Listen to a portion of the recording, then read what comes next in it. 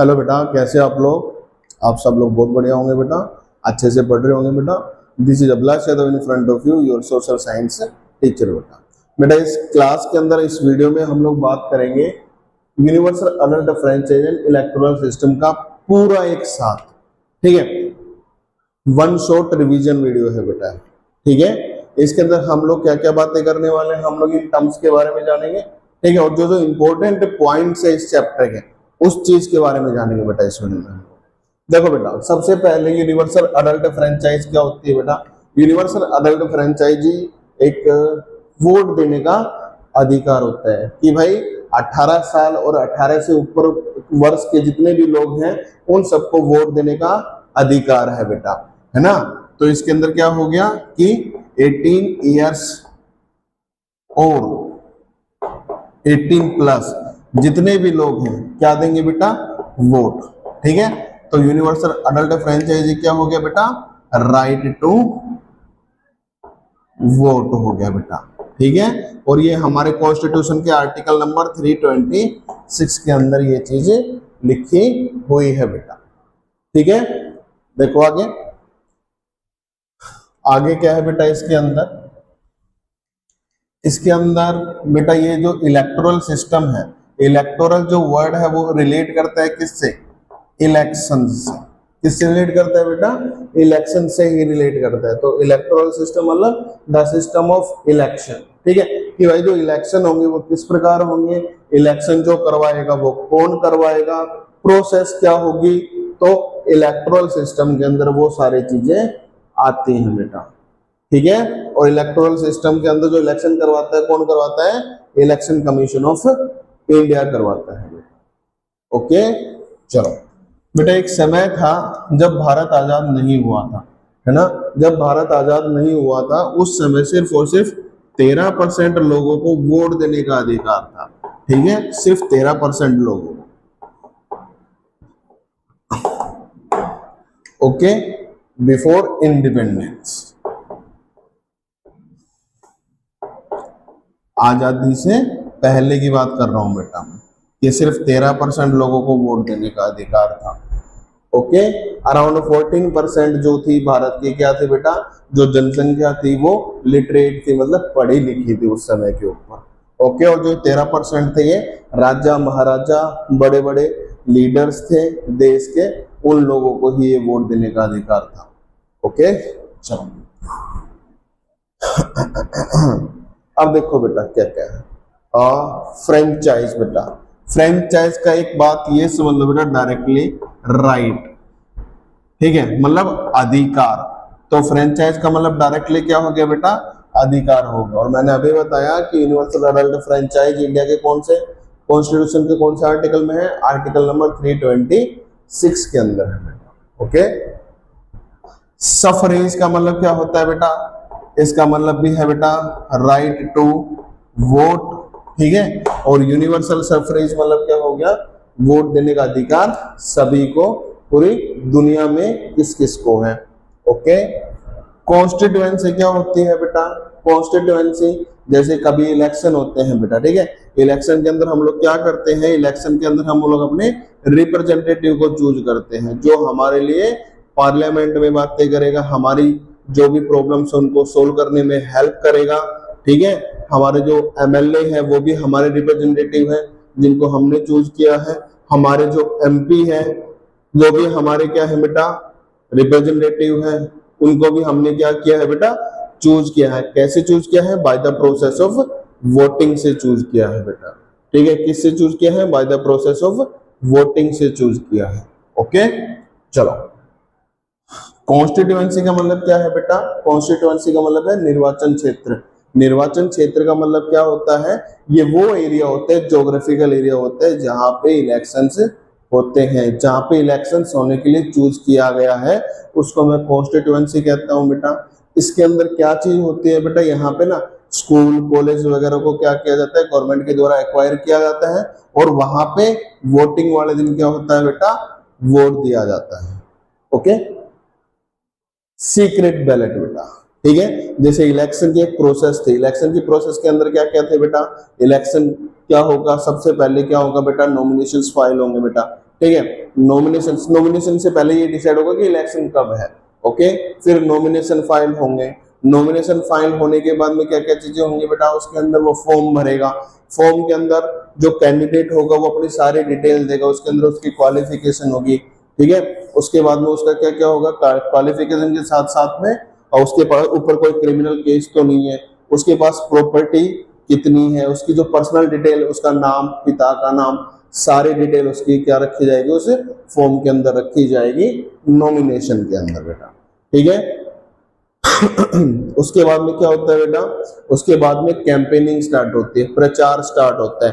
प्रचार स्टार्ट होने का मतलब क्या होती है, जैसे हम लोग, जैसे कि जब इलेक्शन होते हैं तो घर घर जाके वोट मांगते हैं, गांव गांव जाके वोट मांगते हैं, उसको हम लोग क्या कहते हैं, प्रचार करना। गांव की जैसे दीवार वगैरह उसके ऊपर पर्चे छापे जाते हैं, है ना, और मीडिया के अंदर अपनी अपनी बातें रखी जाती है बेटा, पेपर में छपते हैं बेटा, है ना। तो ये सारी चीजें क्या है, प्रचार है। उस दौरान जो भी रिप्रेजेंटेटिव होता है वो क्या काम करता है, वो अपने वादे बताता है कि हम लोग अगर सरकार के अंदर आ गए तो मैं यहाँ पे ये काम करवा दूंगा। जैसे सड़कें हैं, सड़कें टूटी हुई है, मैं सड़कें ठीक करवा दूंगा।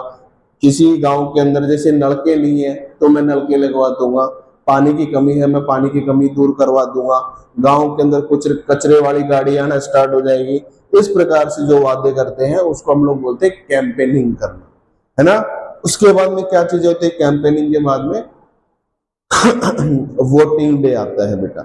वोटिंग डे मतलब क्या हो गया, उस दिन सभी लोग क्या करते हैं, वोट डालते हैं, है ना। जो भी 18 साल के हैं और 18 प्लस है, जिनका नाम वोटर्स लिस्ट में है। और वोटर्स लिस्ट कौन तैयार करता है बेटा, इलेक्शन कमीशन ऑफ इंडिया, ठीक है। इलेक्शन कमीशन ऑफ इंडिया तैयार करता है वोटर्स लिस्ट, है ना। वोटर लिस्ट में किन के नाम होते हैं बेटा, जो 18 प्लस और 18 साल या 18 प्लस के जितने भी लोग हैं, हर 5 साल में क्या होता है बेटा, अपडेट होता है। भारत के अंदर जो लोकसभा के इलेक्शन है वो कितने साल में होते हैं, हर 5 साल में इलेक्शन होते हैं बेटा लोकसभा के, ठीक है। फिर उसके बाद में वोटिंग डाल दी गई है बेटा, ठीक है। जो जो जगह बताई गई है कि भाई यहाँ पे वोट डालना है, अपना आईडी कार्ड लेके जाओ। आईडी कार्ड क्या है बेटा, EPIC, election photo identity card, ठीक है बेटा, EPIC, ओके। ये किसके द्वारा बनाया जाता है बेटा, ये इलेक्शन कमीशन ऑफ इंडिया के द्वारा बनाया जाता है। जब आप लोग इलेक्शन कमीशन के साथ में रजिस्टर हो जाते हो, आप वोट देने लायक हो जाते हो बेटा। लेकिन क्या है बेटा एलिजिबिलिटी, 18 साल और 18 साल प्लस की आपकी आयु होनी चाहिए, ओके। फिर है बेटा अपने पास में सीक्रेट बैलेट। हाँ, इसके अंदर क्या है बेटा, जैसे कि इलेक्शन की प्रोसेस में अभी बता रहा था, वोटिंग डलेगी, वोटिंग के बाद में एक दिन फिक्स होगा कि भाई इस दिन वोटिंग की काउंटिंग होगी। जो कैंडिडेट जीत जाता है, ठीक है, जीत जाता है, उसको हम लोग क्या कहते हैं बेटा, विनर। मतलब he will be the MP और MLA, he will be the representative of our area, हमारे एरिया का वो उत्तराधिकारी होगा, ठीक है। चलो आगे देखो बेटा, सीक्रेट बैलेट। सीक्रेट का मतलब क्या होता है बेटा, प्राइवेट चीज, ठीक है। मतलब क्या होता है बेटा, एकदम से कि हाँ भाई, हम लोग बोलते हैं ना भाई ये चीज सीक्रेट रखनी है, किसी को नहीं बतानी है। तो इसी प्रकार से सीक्रेट बैलेट क्या होता है कि भाई जैसे कि कई लोग क्या है वोट डालने जाते हैं, कि हम लोग वोट डालने जाते हैं तो हमारी हर चीज सीक्रेट रहती है। कैसे कि भाई जो वोट किसको डाला है ये भी सीक्रेट रहेगा, ठीक है, कि भाई वोट किसको डाला है, किसने किसको वोट डाला है, बाहर किसी को भी नहीं पता होगा। यही क्या होता है बेटा, सीक्रेट बैलेट होता है, ठीक है। कि भाई अगर सपोज करो किसी ने बता दिया कि भाई ये तो उसकी वोट डालने वाला था लेकिन इसने वोट इसको डाल दिया, ठीक है, उस समय पे क्या होगा, तो बेटा उस जो भी वोट डालने गया है उसकी जान को थोड़ा खतरा तो हो ही सकता है ना। तो इसी वजह से सीक्रेट बैलेट का मतलब क्या होता है, प्राइवेसी रखी जाती है कि वोट किसको डाला है, किसने किसको वोट डाला है, इट इज सीक्रेट बैलेट बेटा, ठीक है। इलेक्ट्रॉनिक वोटिंग मशीन क्या होती है बेटा, इलेक्ट्रॉनिक वोटिंग मशीन आपको पता होगा EVM, ठीक है। EVM सबसे पहले कब स्टार्ट हुई थी बेटा, केरला में स्टार्ट हुई थी ना बेटा, 1987 के अंदर स्टार्ट हुई थी ना, है ना। उसके बाद में हमारे पास में 2004 में पूरे इंडिया में स्टार्ट हो गई थी बेटा, है ना। 2004 में पूरे इंडिया में वोटिंग डालनी स्टार्ट हो गई थी ना। चलो आगे, इलेक्ट्रॉनिक वोटिंग मशीन, यही क्या है बेटा कि उसके अंदर क्या होता है, सिंबल्स होते हैं हर पार्टी के, हर कैंडिडेट के कि कौन सा कैंडिडेट किस पार्टी से लड़ रहा है। कोई इंडिपेंडेंट कैंडिडेट है उसको भी सिंबल दिया जाता है, वो सिंबल किसके द्वारा दिया जाता है, वो भी इलेक्शन कमीशन ऑफ इंडिया के द्वारा ही दिया जाता है बेटा। ठीक है, तो उसके अंदर क्या होता है, बटन रखे होते हैं बेटा। ठीक है, जैसे ऐसे बटन होंगे। ठीक है, इस साइड के ऊपर बटन है ऐसे थोड़ा सा ओवल शेप के अंदर, इधर क्या होता है बेटा, नाम वगैरह। ठीक है, इसी प्रकार से बहुत सारे जितने भी कैंडिडेट होते हैं, ठीक है, ये सारे हैं बेटा। ठीक है, अब ये क्या है, इसके अंदर हम लोग ऐसे दबाएंगे तो क्या होगा कि बीप के साइन आएगा कितनी देर बाद, 7 सेकंड बाद, और उसी को हम लोग बोलते हैं voter verification verifiable paper audit trail, VVPAT. ठीक है, रेड लाइट जलती है 7 सेकंड के बाद में, इसका मतलब क्या हो गया, आपकी वोट डल चुकी है बेटा। ठीक है, और लास्ट में एक नोटा का साइन होता है बेटा, नोटा। ठीक है, अब सपोज करो कि भाई हम लोग किसी भी कैंडिडेट को वोट नहीं देना चाहते लेकिन अपनी वोट डालना चाहते हैं, है ना, तो हम लोग नोटा को क्या कर सकते हैं बेटा, क्लिक कर सकते हैं, उसको वो दबा सकते हैं। नोटा का मतलब होता है बेटा नन ऑफ द अबव, इनमें से कोई भी कैंडिडेट मुझे पसंद नहीं है, ठीक है, लेकिन फिर भी मैं वोट डाल रहा हूं नोटा। ओके, चलो आगे देखो बेटा क्या है, नोटा बता दिया बेटा मैंने आपको।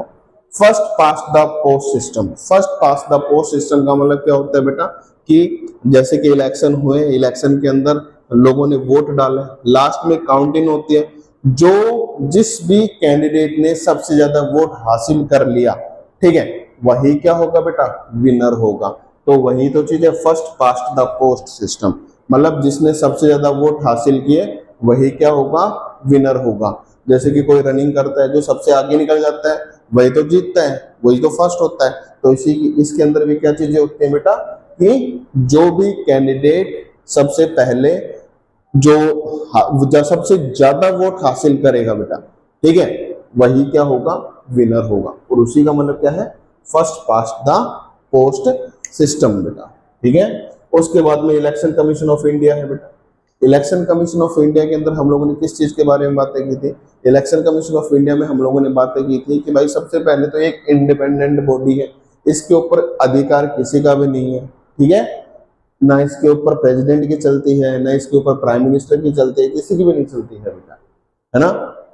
तो इलेक्शन कमीशन ऑफ इंडिया का जो मतलब चीफ इलेक्शन कमिश्नर होता है, इसका हेड होता है बेटा। ठीक है, और जो चीफ इलेक्शन कमिश्नर होता है वो किसके द्वारा अपॉइंट किया जाता है, प्रेसिडेंट के द्वारा अपॉइंट किया जाता है। ठीक है, हम लोगों का जो पहला चीफ इलेक्शन कमिश्नर था कौन था, मैंने बताया था बेटा, सुकुमार सेन, वेस्ट बंगाल से थे बेटा। फिलहाल कौन है बेटा, ज्ञानेश कुमार, अभी फिलहाल कौन है, ज्ञानेश कुमार है बेटा। ठीक है, इसके फंक्शन क्या होते हैं बेटा, ये इलेक्शन करवाते हैं। कौन कौन से इलेक्शन करवाते हैं, जितने भी सेंटर के इलेक्शन हो गए, लोकसभा के, प्रेसिडेंट के इलेक्शन हो गए, वाइस प्रेसिडेंट के इलेक्शन हो गए, विधानसभा के इलेक्शन हो गए, ये सारे के सारे इलेक्शन कौन करवाता है बेटा, इलेक्शन कमीशन ऑफ इंडिया। कब बना था बेटा ये, 25 जनवरी 1950। और इसी बेस के ऊपर हम लोग जिस दिन ये एस्टेब्लिश हुआ था ना बेटा कि भाई 25 जनवरी 1950 तो क्या एस्टेब्लिश हुआ, election commission of India establish हुआ बेटा। तो इसी दिन को हम लोग किस रूप में मनाते हैं, वोटर्स डे के रूप में मनाते हैं। तो 25 जन को हम लोग क्या मनाते हैं बेटा, वोटर्स डे। ठीक है, क्या मनाते हैं बेटा, वोटर्स डे बनाते हैं बेटा 25 जनवरी को। ठीक है, और मेन रोल क्या है बेटा, इलेक्शन कंडक्ट करवाना पूरे देश के अंदर। ठीक है, चलो मॉडल कोड ऑफ कंडक्ट क्या होता है बेटा, जब इलेक्शन होते हैं बेटा, इलेक्शन होते हैं उस समय के ऊपर जो इलेक्शन कमीशन ऑफ इंडिया कुछ रूल्स एंड रेगुलेशन को लागू करवाता है, जो हर कैंडिडेट को फॉलो करना पड़ता है।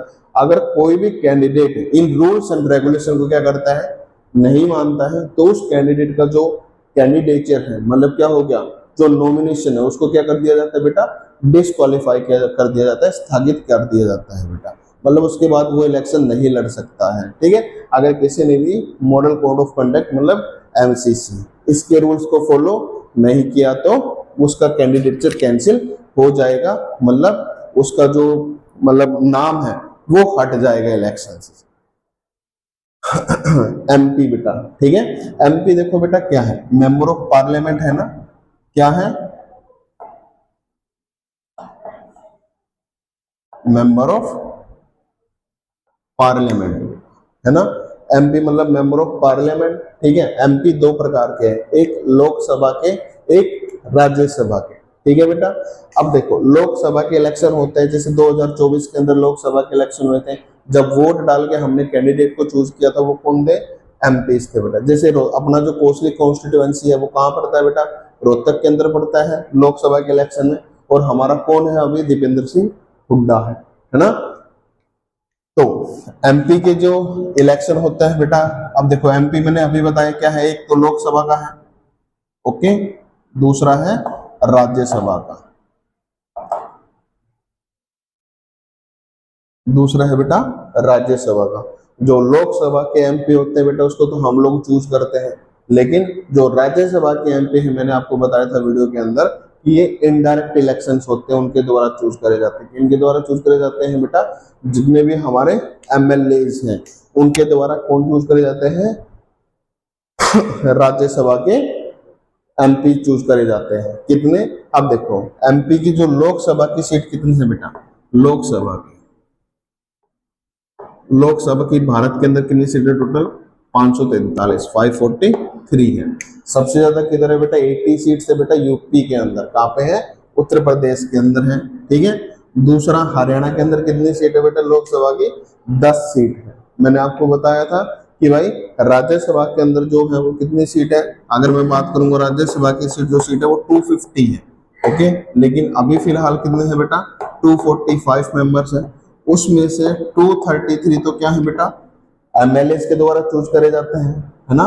और कितने बच गए, 12, वो किसके द्वारा नॉमिनेट किए जाते हैं बेटा, प्रेसिडेंट के द्वारा नॉमिनेट किए जाते हैं, है ना। जो जितने भी लोग हैं वो सारे किसी न किसी प्रोफेशन से बिलोंग करते हैं, चाहे वो लिटरेचर से बिलोंग करता है, चाहे वो मूवीज से, चाहे वो ये समझ लो आर्ट कल्चर से बिलोंग करता है बेटा, ओके। चलो अब देखो एमपी के अंदर लोकसभा राज्यसभा है ना, राज्यसभा के इलेक्शन इनडायरेक्ट इलेक्शन थे, ठीक है, और लोकसभा के इलेक्शन डायरेक्ट इलेक्शन थे ना बेटा, ओके। चलो डायरेक्ट इलेक्शन क्या हुआ था, जिसके अंदर जो हम लोग वोट डालते हैं, सिटीजन वोट डाल के डायरेक्ट चूज करते हैं। इनडायरेक्ट का मतलब क्या हो गया, जिसके अंदर जो हम लोगों ने चूज किए हैं रिप्रेजेंटेटिव, वो रिप्रेजेंटेटिव इन राज्यसभा के मेंबर्स को चूज करेंगे, ठीक है। तो ये क्या था अपने पास में, राज्यसभा के इलेक्शंस, जो क्या थे बेटा, इनडायरेक्ट इलेक्शंस थे बेटा। राज्यसभा के जो मेंबर्स है वो 6 साल के लिए चूज करे जाते हैं। हर 2 साल के अंदर 1/3 of the candidates, 1/3 of the members of Rajya Sabha got retired, मतलब रिटायर हो जाते हैं, उसके बाद में फिर से नए आते हैं। 1/3 मतलब कितना हो गया, 82 के अराउंड बेटा, ठीक है। तो राज्यसभा के टोटल 250 है, 245 अभी अवेलेबल है, 233 है बेटा जो एमएलए चूज करते हैं, 12 जो है वो प्रेसिडेंट के द्वारा नॉमिनेट किए जाते हैं बेटा, ओके। चलो हाँ, election commission of India 320 article 324 के अंदर इलेक्शन कमीशन ऑफ इंडिया का जिक्र किया गया है बेटा, ओके। चलो अब है बेटा एमएलए, ठीक है, मेंबर ऑफ लेजिस्लेटिव असेंबली बेटा, ओके। तो देखो बेटा इसके अंदर क्या है, एमएलए के इलेक्शन स्टेट्स के अंदर होते हैं बेटा, कहाँ होते हैं बेटा, स्टेट्स के अंदर होते हैं, ठीक है। तो एमएलए है बेटा, हमने बताया था कि एमएलए के इलेक्शन कहाँ पे है, स्टेट्स के अंदर है। हर स्टेट का अपना जो लेजिस्लेटिव असेंबली, मतलब हर स्टेट के अंदर अपना विधानसभा का इलेक्शन अलग अलग होता है बेटा, ठीक है। जैसे स्टेट के अंदर अपनी अलग से सरकार है ना, स्टेट गवर्नमेंट जिसको बोलते हैं, जिसके अंदर चीफ मिनिस्टर जो होता है गवर्नमेंट का लीडर होता है, लेकिन पूरे स्टेट का लीडर कौन होता है बेटा, वो होता है गवर्नर।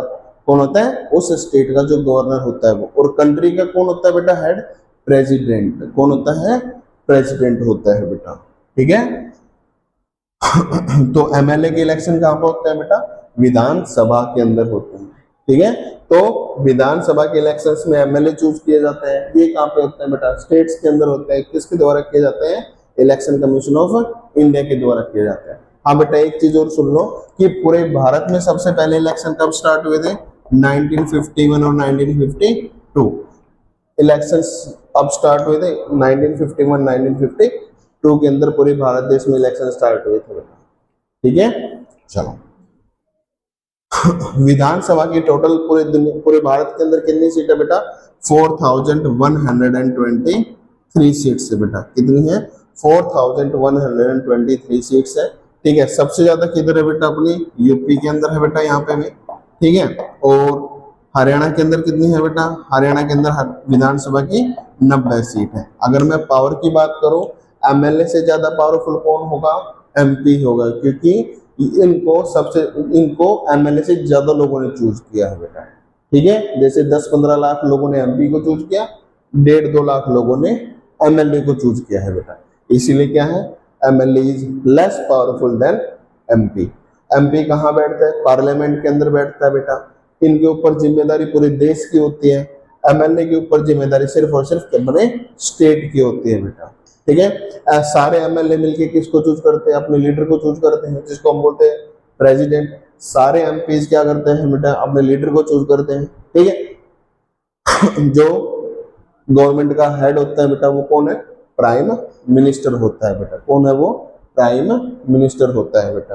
ठीक है, एमपी में से हम लोग अपना फाइनेंस मिनिस्टर, अपना एजुकेशन मिनिस्टर, ठीक है, जितने भी हमारे मेन मिनिस्टर है वो एमपी से ही चूज कर जाते हैं सेंट्रल गवर्नमेंट के अंदर। ओके बेटा, ठीक है, चलो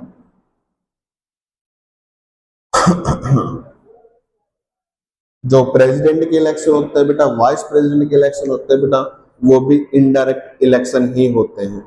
इसमें भी कौन सा चीज होता है बेटा? Single vote transferable system. इसके अंदर भी क्या है? सिंगल वोट ट्रांसफरेबल सिस्टम का भी यूज होता है बेटा। किसमें? प्रेसिडेंट और वाइस प्रेसिडेंट के अंदर। ठीक है, चलो कोएलिशन बेटा। कोएलिशन का मतलब होता है बेटा गठबंधन। गठबंधन के मतलब क्या हो गया कि फॉर एग्जांपल दो या दो से अधिक पार्टी ने मिलकर गवर्नमेंट बनाई। जैसे मैं अगर बात करूं पिछले इस गवर्नमेंट से पहले हरियाणा में एक तो कौन सा था बेटा? जेजेपी था, एक बीजेपी था बेटा, है ना। इन दोनों ने मिलकर ये क्या बनाई थी? गवर्नमेंट बनाई थी। क्यों? क्योंकि मेजोरिटी हासिल नहीं कर सकी थी कोई भी गवर्नमेंट। ठीक है, बहुमत हासिल नहीं कर सकी थी कोई भी गवर्नमेंट। तो दोनों को क्या कर, कोई भी पॉलिटिकल पार्टी बेटा, गवर्नमेंट नहीं, पॉलिटिकल पार्टी, तो दो पॉलिटिकल पार्टी को एक साथ आना पड़ा और मिलके गवर्नमेंट बनानी पड़ी। उसी को हम लोग क्या कहते हैं बेटा? कोएलिशन, मतलब गठबंधन। Okay, by cameral legislature. ठीक है, लेजिस्लेचर का मतलब क्या होता है बेटा? जो लॉ बनाते हैं अपने लिए। क्या बनाते हैं?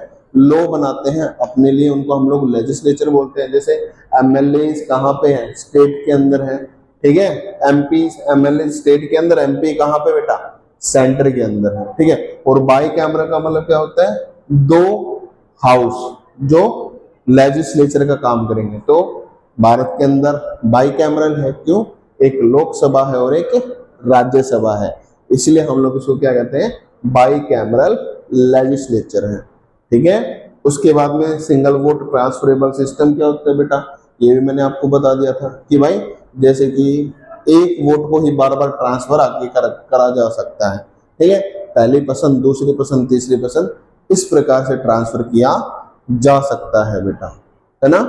चलो देखो बेटा, ये तो था अपना पूरा चैप्टर।